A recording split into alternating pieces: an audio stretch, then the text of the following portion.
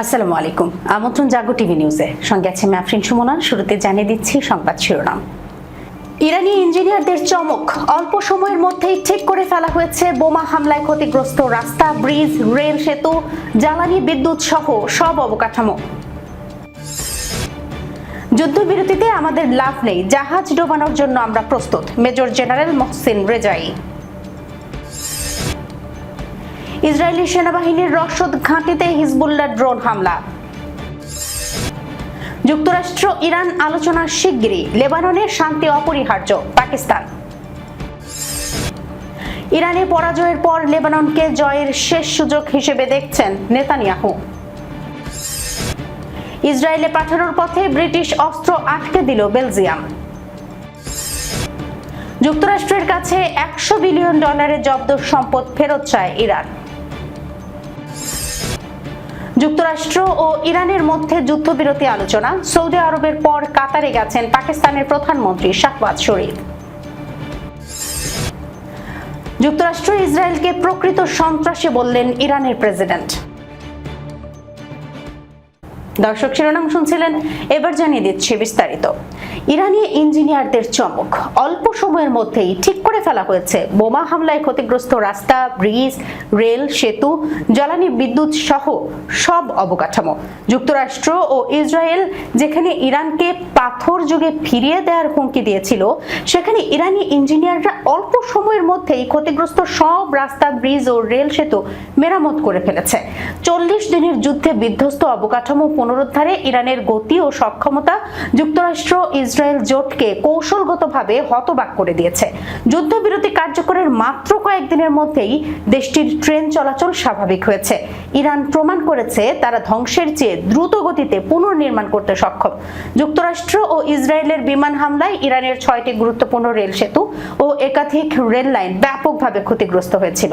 এই স্থাপনাগুলো দেশটির উত্তর দক্ষিণ করিডোর, তুরস্কের সাথে সংযোগকারী আন্তর্জাতিক রুট এবং তেহরান মাশহাদ লাইনের মতো গুরুত্বপূর্ণ যোগাযোগ ব্যবস্থার অংশ ছিল। কিন্তু ইরানি ইঞ্জিনিয়াররা মাত্র কয়েকদিনের মধ্যেই সব ঠিক করে ফেলেছে। গত 7 এপ্রিল হামলার পর তাবরিজ তেহরান ও তাবরিজ মাশহাদ রুটে ট্রেন চলাচল বন্ধ ছিল। মাত্র 4 থেকে 5 দিনের ব্যবধানে তা আবারও চালু হয়েছে। তেহরান থেকে তুরস্কের ভ্যান শহরগামী আন্তর্জাতিক ট্রেনটিও পুনর্নির্মিত ট্র্যাকে চালু হয়েছে। ইরানের এই দ্রুত পুনর্নির্মাণের পেছনে রয়েছে 3 দশকের বেশি সময় ধরে গড়ে তোলা প্রকৌশল স্বয়ংসম্পূর্ণতা। যুদ্ধ শুরুর আগেই ইরানি রেল কর্তৃপক্ষ জরুরি পরিস্থিতির জন্য প্রস্তুত ছিল। ইঞ্জিনিয়াররা একটি 3 পর্যায়ের কৌশল প্রয়োগ করেছেন। ইরানি ইঞ্জিনিয়াররা প্রিকাস্ট কংক্রিট টেকনোলজি ব্যবহার করেছেন। যুদ্ধ শুরুর আগেই মডুলার ব্রিজ সেগমেন্ট তৈরি করে রাখা হয়েছিল, যা হামলার পর দ্রুত ট্র্যাকে করে সাইটে পৌঁছে দেওয়া হয়েছে। শুধু রেলপথ নয়, সড়ক, জ্বালানি ও বিদ্যুৎ অবকাঠামোতেও চমক দেখিয়েছে ইঞ্জিনিয়াররা। ইরানের পুনরুদ্ধার সক্ষমতা শুধু রেলপথে সীমাবদ্ধ নয়, যুদ্ধে ব্যাপক ক্ষতিগ্রস্ত অন্যান্য খাতেও দ্রুত পুনরুদ্ধার হয়েছে। তাবরিজ জানজান ফ্রিওয়ের 2টি গুরুত্বপূর্ণ ব্রিজ ক্ষতিগ্রস্ত হলেও বিকল্প রুট তৈরি করা হয়েছে। খোরামাবাদ পোল ই জাল ফ্রিওয়ে বারবার বোমা হামলার শিকার হলেও প্রতিবারই দ্রুত মেরামত করা হয়েছে। সেফায়ার শেষ হওয়ার দিনই খোরামাবাদ বুরুজার্ট আরাক ফ্রিওয়ে পুনরায় চালু হয়। পুনে টানেল এলাকাটি প্রায় 5 বার হামলার শিকার হয়েছে। ইরানি ইঞ্জিনিয়াররা এটির নাম রেজিস্ট্যান্স টানেল রাখার প্রস্তাব দিয়েছেন।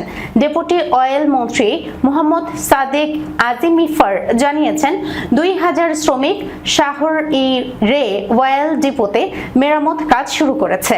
লক্ষ্য 1-2 মাসের মধ্যে 70 থেকে 80% তেল পরিশোধন ক্ষমতা ফিরিয়ে আনা। বিশেষজ্ঞরা বলছেন, ইরানের এই কৃতিত্ব দ্বিতীয় বিশ্বযুদ্ধ ও কোরিয়ান যুদ্ধের সবচেয়ে দ্রুত পুনর্নির্মাণের ঘটনাকেও ছাড়িয়ে গেছে। যুদ্ধবিরতিতে আমাদের লাভ নেই, জাহাজ ডোবানোর জন্য আমরা প্রস্তুত, মেজর জেনারেল মোহসেন রেজাই। যুদ্ধবিরতি মেয়াদ বাড়ানোর পক্ষে নই উল্লেখ করে ইসলামী প্রজাতন্ত্র ইরানের জাতীয় নীতি নির্ধারণী পরিষদের সদস্য মেজর জেনারেল মোহসেন রেজাই বলেছেন, আমাদের পক্ষ থেকে চাপ আরো কঠোর করতে হবে। তিনি বলেন, আমাদের লঞ্চারগুলো এখন শত্রুর জাহাজগুলোর ওপর তাক করা আছে। রাতে ইরানের একটি টিভি চ্যানেলকে দেওয়া সাক্ষাৎকারে তিনি এসব কথা বলেন। একই সঙ্গে মধ্যপ্রাচ্যের সর্বশেষ পরিস্থিতি, প্রতিরোধ ফ্রন্টের অবস্থা এবং বৈশ্বিক আধিপত্যবাদীদের সঙ্গে ইরানের লড়াইয়ের বিভিন্ন দিক তুলে ধরেন। খবর পার্স টুডের। মেজর জেনারেল রেজাই তার বক্তব্যের শুরুতে ইসলামী প্রজাতন্ত্র ইরানের বিশাল জনসমর্থনের দিকে ইঙ্গিত করে বলেন, আমি 2.5 কোটি স্বেচ্ছাসেবীর আত্মোৎসর্গের ইচ্ছার প্রতি সম্মান জানাই। এমন জাতির জন্য আমরা গর্বিত। তিনি আরো বলেন, আজ ইরান একটি গুরুত্বপূর্ণ ঐতিহাসিক অবস্থানে রয়েছে, যেখানে সে এতগুলো বিজয় অর্জন করতে সক্ষম হয়েছে। আমার কোনো সন্দেহ নেই, যদি আমাদের 200 বছর আগের পূর্বপুরুষরা আজ উপস্থিত থাকতেন, তারা আমাদের বর্তমান অবস্থান ও ক্ষমতা দেখে ঈর্ষা করতেন, যোগ করেন তিনি। এদিকে তিনি যুক্তরাষ্ট্রের প্রেসিডেন্টের স্ববিরোধী বক্তব্য ও আচরণের তীব্র সমালোচনা করে বলেন, আন্তর্জাতিক পরিস্থিতি থেকে এটা স্পষ্ট, ইরানিরা নীতিতে অটল। ট্রাম্প দাবি করেছেন ইরানিরা অস্থির, অথচ আপনি অস্থিরতার প্রতীক। বহুবার নানা কথা বলে আবার পিছু হটেছেন। আপনি কি ইরানের 10টি শর্ত মেনে নেননি, কিন্তু পরে তা অস্বীকার করেছেন। ইসরায়েলি সেনাবাহিনীর রসদ ঘাঁটিতে হিজবুল্লাহর ড্রোন হামলা। লেবানন ভিত্তিক সশস্ত্র গোষ্ঠী হিজবুল্লাহ ইসরায়েলের উত্তরাঞ্চলীয় নাহারিয়া শহরের কাছে ইসরায়েলি প্রতিরক্ষা বাহিনীর অবস্থানে পৃথক 2টি ড্রোন হামলা চালিয়েছে। টেলিগ্রামে দেয়া ওই বিবৃতিতে হিজবুল্লাহ জানায়, তারা এক ঝাঁক অ্যাটাক ড্রোন বা আত্মঘাতী ড্রোন দিয়ে ইসরায়েলি সেনাবাহিনীর 146তম ডিভিশনের একটি লজিস্টিক বেস বা রসদ সরবরাহ ঘাঁটিতে সফলভাবে হামলা চালিয়েছে। পৃথক আরেকটি হামলায় গোষ্ঠীটি জানায়, নাহারিয়া শহরের উত্তরে লিমান ব্যারাকের কাছে অবস্থিত একটি ইসরায়েলি বসতি লক্ষ্য করে ড্রোন হামলা চালানো হয়েছে। সাম্প্রতিক সময়ে ইসরায়েল ও হিজবুল্লাহর মধ্যে সীমান্ত সংঘাত তীব্রতর হয়েছে। হিজবুল্লাহর দাবি অনুযায়ী ড্রোনগুলো তাদের নির্ধারিত লক্ষ্যবস্তুতে নিখুঁতভাবে আঘাত হানতে সক্ষম হয়েছে। তবে এই হামলায় ইসরায়েলি বাহিনীর ক্ষয়ক্ষতির পরিমাণ সম্পর্কে বিস্তারিত তথ্য এখনো জানা যায়নি। ইসরায়েলের পক্ষ থেকেও এই বিষয়ে তাৎক্ষণিক কোনো মন্তব্য পাওয়া যায়নি। সূত্র আল জাজিরা। যুক্তরাষ্ট্র ইরান আলোচনা শিগগিরই, লেবাননের শান্তি অপরিহার্য। পাকিস্তান। মধ্যপ্রাচ্যে উত্তেজনার মধ্যেই নতুন করে কূটনৈতিক তৎপরতা জোরদার হচ্ছে। যুক্তরাষ্ট্র ও ইরানের মধ্যে আবারও আলোচনার সম্ভাবনা তৈরি হয়েছে। একই সঙ্গে লেবাননকে কেন্দ্র করে শান্তি প্রক্রিয়াও গুরুত্ব পাচ্ছে। কয়েক দশক পর লেবানন ও ইসরায়েলের নেতাদের সরাসরি বৈঠকের খবর এই পরিস্থিতিকে আরো তাৎপর্যপূর্ণ করে তুলেছে। খবর আল জাজিরা। পাকিস্তানের পররাষ্ট্র মন্ত্রণালয় জানিয়েছে, যুক্তরাষ্ট্র ও ইরান শিগগিরই আবারও আলোচনায় বসতে রাজি হয়েছে। তবে দ্বিতীয় দফা বৈঠক কোথায় ও কবে হবে সেই বিষয়ে এখনো কোনো তথ্য নেই। তারা আরো জানিয়েছে, বর্তমানে কার্যকর 2 সপ্তাহের যুদ্ধবিরতির আওতায় লেবাননও রয়েছে। মন্ত্রণালয়ের ভাষ্য, শান্তি আলোচনার জন্য লেবাননে শান্তি অত্যন্ত গুরুত্বপূর্ণ। অন্যদিকে সংবাদ মাধ্যম বিবিসির খবরে বলা হয়েছে, লেবানন ও ইসরায়েলের নেতারা আগামীকাল বৈঠকে বসবেন বলে যুক্তরাষ্ট্রের প্রেসিডেন্ট ডোনাল্ড ট্রাম্প জানিয়েছেন। কয়েক দশকের মধ্যে এটি হবে তাদের প্রথম বৈঠক। ওয়াশিংটন ডিসিতে বুধবার মধ্যরাতের কিছু আগে ট্রাম্প তার সামাজিক মাধ্যম ট্রুথ সোশ্যালে এক বার্তায় একথা বলেন। সেখানে তিনি লেখেন, ইসরায়েল ও লেবাননের মধ্যে একটু স্বস্তির পরিবেশ তৈরি করার চেষ্টা করছি। প্রায় 34 বছর ধরে 2 নেতা কথা বলেননি। আগামীকাল এটি হবে ভালো। প্রেসিডেন্ট ডিজেটি। ইরানি পরাজয়ের পর লেবাননকে জয়ের শেষ সুযোগ হিসেবে দেখছেন নেতানিয়াহু। ইসরায়েলের প্রধানমন্ত্রী বেনিয়ামিন নেতানিয়াহু লেবাননকে তার সামরিক জয় অর্জনের শেষ সুযোগ হিসেবে দেখছেন, এমন মত দিয়েছেন বিশ্লেষক ওরি গোল্ডবার্গ। আল জাজিরার প্রতিবেদন অনুযায়ী ইসরায়েল 1982 সাল থেকে হিজবুল্লাহর সঙ্গে সংঘাতে জড়িত। প্রথমে প্রায় 18 বছর লেবাননের ভেতরে এবং পরে গত 2 দশক ধরে নিজস্ব সীমান্ত থেকে এই সংঘাত চলমান রয়েছে। এই চলমান অভিযানটি 20 বছর ধরে চলে আসছে। ইসরায়েলের দাবি, অতীতে কিছু সাফল্য অর্জন করলেও হিজবুল্লাহ এখনো ইসরায়েলের দেশটির উত্তরাঞ্চলের জন্য একটি বড় হুমকি হিসেবে রয়ে গেছে। ইসরায়েলি সেনাবাহিনী শুধু লেবাননের দক্ষিণাঞ্চল থেকে অবকাঠামো ধ্বংস করছে না, বরং লেবানন যুক্তরাষ্ট্রকে নিরস্ত্র করার জন্য সামরিকভাবেও চাপ দিচ্ছে। বাস্তবতা হলো ইসরায়েলের মনোভাবের জন্য লেবানন একটি উপযুক্ত লক্ষ্যবস্তু। এর সামরিক বাহিনী দুর্বল এবং খ্রিস্টান ও সুন্নি এবং শিয়া মুসলমানদের মধ্যে ক্ষমতার বিন্যাসের কারণে লেবাননের রাষ্ট্রযন্ত্র ক্রমাগত পরিবর্তনশীল। এছাড়াও ইসরায়েলের সাথে লেবাননের সীমান্তেই রয়েছে দেশটির সবচেয়ে নির্ভরযোগ্য সামরিক শত্রু।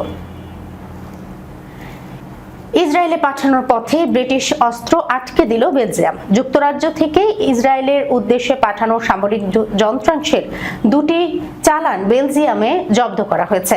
ইসরায়েলের জন্য সামরিক সরঞ্জাম বহনকারী কোনো উড়োজাহাজ বেলজিয়ামের মাটি স্পর্শ করা বা দেশটির আকাশসীমা ব্যবহারের উপর নিষেধাজ্ঞা অমান্য করায় এই পদক্ষেপ নেওয়া হয়েছে, খবর মিডল ইস্ট আইয়ের।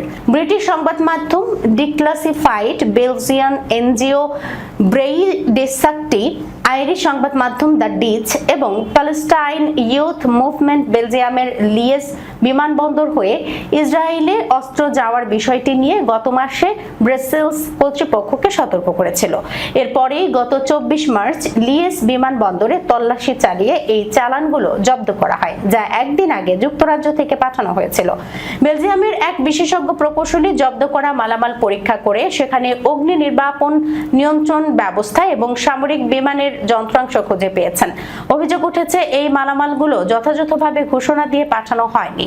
বেলজিয়াম কর্তৃপক্ষ এই ঘটনায় ইতিমধ্যে একটি ফৌজদারি তদন্ত শুরু করেছে, যদিও তদন্তের স্বার্থে জড়িত সংস্থাগুলোর নাম প্রকাশ করতে তারা অস্বীকৃতি জানিয়েছে। তবে দক্ষিণ বেলজিয়ামের ওয়েলুন আঞ্চলিক সরকার জানিয়েছে যে এর মধ্যে অন্যতম একটি প্রতিষ্ঠান হলো আমেরিকান অ্যারোস্পেস কোম্পানি মুগ। যুক্তরাষ্ট্রের কাছে $100 বিলিয়ন জব্দ সম্পদ ফেরত চায় ইরান। যুক্তরাষ্ট্র ও ইরানের মধ্যে দ্বিতীয় দফায় শান্তি আলোচনার সম্ভাবনা জোরদার হওয়ার সঙ্গে সঙ্গে তেহরানের অন্যতম প্রধান দাবিটি আবারও আলোচনার কেন্দ্রবিন্দুতে উঠে এসেছে, আর তা হলো বিশ্বের বিভিন্ন দেশে আটক ইরানের জব্দকৃত সম্পদ মুক্তি। 1979 সালের পর থেকে ধারাবাহিকভাবে ইরানের ওপর মার্কিন নিষেধাজ্ঞা এবং ওয়াশিংটনের কঠোর পদক্ষেপের কারণে তেহরানের তেল ও সংশ্লিষ্ট পণ্য বিক্রির এসব অর্থ বছরের পর বছর ধরে বিভিন্ন দেশের ব্যাংকগুলো জব্দ রয়েছে। বিভিন্ন দেশে ইরানের জব্দকৃত সম্পদের সঠিক পরিমাণ অস্পষ্ট হলেও কিছু ইরানি প্রতিবেদন অনুযায়ী এর মোট পরিমাণ $100 বিলিয়নেরও বেশি, যা দেশটির জিডিপির প্রায় 1/4। তবে মধ্যপ্রাচ্য বিষয়ক বিশেষজ্ঞরা মনে করেন এই অঙ্ক আরো অনেক বেশি হতে পারে। আল জাজিরাকে দেয়া এক সাক্ষাৎকারে middle east council on global affairs এর অনাবাসী সিনিয়র ফেলো ফ্রেডেরিক স্নাইডার বলেন, ইরানের জব্দকৃত সম্পদের পরিমাণ হাইড্রোকার্বন বিক্রি করে তেহরানের বার্ষিক আয়ের প্রায় 3 গুণ। তিনি বলেন, এটি একটি বিশাল অঙ্ক, বিশেষ করে এমন একটি সমাজের জন্য যা কয়েক দশক ধরে মার্কিন নেতৃত্বাধীন নিষেধাজ্ঞার শিকার হয়ে আসছেন।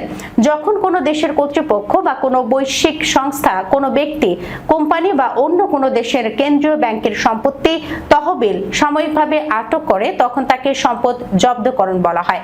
আদালত অন্য কোনো দেশ বা আন্তর্জাতিক সংস্থা, এমনকি কোনো ব্যাংকিং প্রতিষ্ঠানও সম্পদ জব্দ করতে পারে। সৌদি আরবের পর কাতারে গেছেন পাকিস্তানের প্রধানমন্ত্রী শাহবাজ শরীফ। যুক্তরাষ্ট্র ও ইরানের মধ্যে যুদ্ধবিরতি আলোচনা এগিয়ে নিতে কূটনৈতিক প্রচেষ্টার অংশ হিসেবে কাতারে এগিয়েছেন পাকিস্তানের প্রধানমন্ত্রী শাহবাজ শরীফ। কাতারের রাজধানী দোহায় পৌঁছেছেন। মধ্যপ্রাচ্যে শান্তি প্রসারের লক্ষ্যে 3 দেশ সফরের অংশ হিসেবে এই সফর। কাতারের হামাদ আন্তর্জাতিক বিমানবন্দরে অবতরণের পর দেশটির পররাষ্ট্র প্রতিমন্ত্রী সুলতান বিন সাদ আল মুরাইখি এর নেতৃত্বে একটি প্রতিনিধি দল উষ্ণ অভ্যর্থনা জানান। এরপর দেশটির সশস্ত্র বাহিনীর একটি সুসজ্জিত দল শাহবাজ শরীফকে গার্ড অফ অনার প্রদান করেন। সফরকালে পাকিস্তানের প্রধানমন্ত্রী কাতারের আমিরের সঙ্গে একটি দ্বিপাক্ষিক বৈঠক করবেন বলে জানিয়েছে আল জাজিরা। কাতারের রাষ্ট্রীয় সংবাদ সংস্থা QNA জানিয়েছে, উপসাগরীয় রাষ্ট্রটিতে কর্মসফর শুরুর উদ্দেশ্যে শরীফ হামাদ আন্তর্জাতিক বিমানবন্দরে অবতরণ করেছেন। কাতারের রাষ্ট্রীয় বার্তা সংস্থা QNA জানিয়েছে, এটি তার 3 ধাপের আঞ্চলিক সফরের দ্বিতীয় গন্তব্য। সফরটি সৌদি আরব থেকে শুরু হয়ে তুরস্কে গিয়ে শেষ হওয়ার কথা।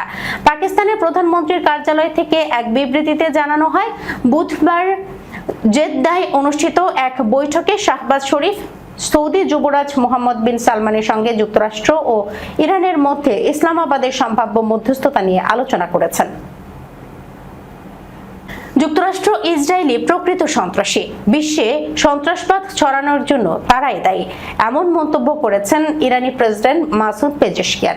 বুধবার সাংবাদিকদের সঙ্গে আলাপকালে তিনি ওই মন্তব্য করেন। খবর মিডল ইস্ট আইয়ের। মাসুদ পেজেশকিয়ান বলেন, তারা দাবি করে যে আমরাই আসল সন্ত্রাসী, কিন্তু প্রকৃতপক্ষে তারাই আসল সন্ত্রাসী। ইরানের সামরিক অবকাঠামোতে যুক্তরাষ্ট্র ও ইসরায়েলের হামলায় তীব্র সমালোচনা করতে গিয়ে তিনি এই কথা বলেন। এ সময় প্রেসিডেন্ট ইরানে হামলাকে আন্তর্জাতিক আইন ও মানবিক নীতির পরিপন্থী এবং অন্যায় বলে আখ্যায়িত করেন। এদিকে ইসরায়েলি প্রধানমন্ত্রী বেনিয়ামিন নেতানিয়াহু লেবাননের প্রেসিডেন্ট জোসেফ আউনের সঙ্গে টেলিফোনে কথা বলবেন। আজ বৃহস্পতিবার তাদের কথা হবে। দুই নেতার মধ্যে আলোচনার বিষয়বস্তু চূড়ান্ত, এই তথ্য জানিয়েছেন ইসরায়েলের নিরাপত্তা মন্ত্রিসভার সদস্য গালিয়া গামলিয়েল।